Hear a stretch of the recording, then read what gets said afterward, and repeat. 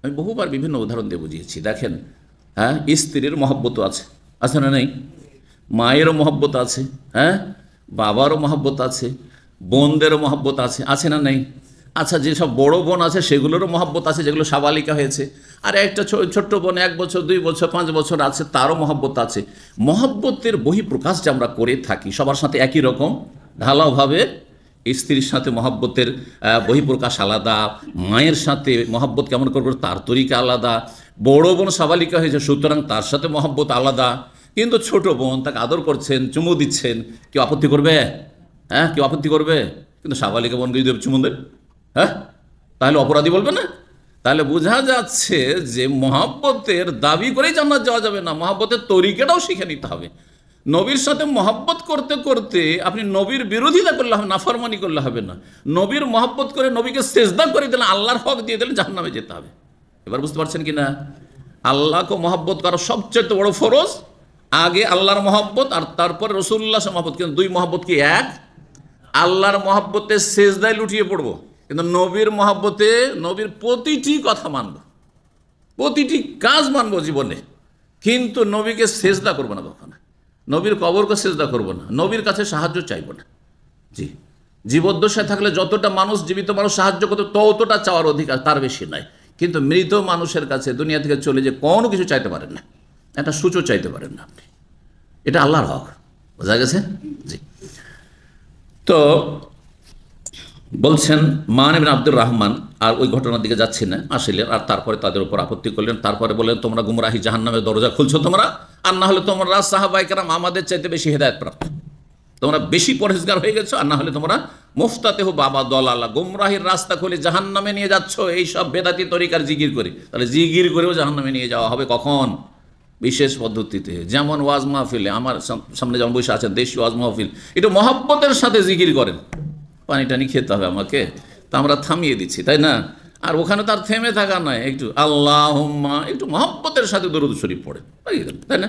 একটু মহব্বতের সাথে জিকির করেন। আর তারপরে বক্তা সাহেব জিকির করছে নাস্তিকতার জিকির, লা ইলাহা বলে থেমে গেল, আর আপনারা ইল্লাল্লাহ বলে বাকিটা পুরা করেন।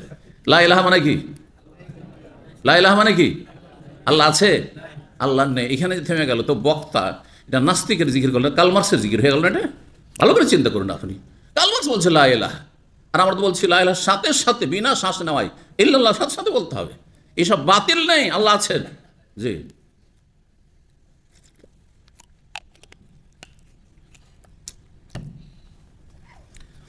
তো বলছেন আব্দুর রহমান সামে তো আবি, মান ইবনে আব্দুর রহমান বলছেন, আমার আব্বা আব্দুর রহমান থেকে শুনেছি, কালা সাআল তো মাসরুকান, তিনি বলছেন আমি মাসরুকের কাছে, মাসরুক ইবনুল আজদা, তিনি আব্দুল্লাহ মাসউদের একেবারে বিশেষ ছাত্র ছিলেন বা বিশিষ্ট ছাত্র ছিলেন। মাসরুক প্রখ্যাত তাবী। মান আযান নবী সাল্লাল্লাহু আলাইহি ওয়াসাল্লাম বিল জিন্নে লাইলাতে ইসতামাউল কোরআন, নবী সাল্লাল্লাহু আলাইহি ওয়াসাল্লামকে কে জানিয়েছিল জিনদের সম্পর্কে ওই রাতে, যেই রাতে জিনেরা এসে মনোযোগী হয়ে কোরআন শ্রবণ করেছিল, শুনেছিল। কোরআন যে এসে শুনলো জিনেরা, জিনদের তো দেখা যায় না। তো নবী সাল্লাল্লাহু আলাইহি ওয়াসাল্লাম কীভাবে জানতে পারলেন যে আজকে জিনেরা এসেছে আর আমার কোরআন শুনছে, আর কোরআন শোনার পর তাদেরকে ভালো লেগেছে, আর তারপরে তারা ইসলাম গ্রহণ করেছে? কেমন করে জানলেন? এক তো ওহী, কিন্তু ওহী ছাড়াও আর একটি পদ্ধতি নবীর মুজিজা, আল্লাহ প্রদত্ত মুজিজা। আর মুজিজাও আল্লাহর দেওয়া, মানুষের ক্ষমতায় নবীর ক্ষমতায় থাকে না।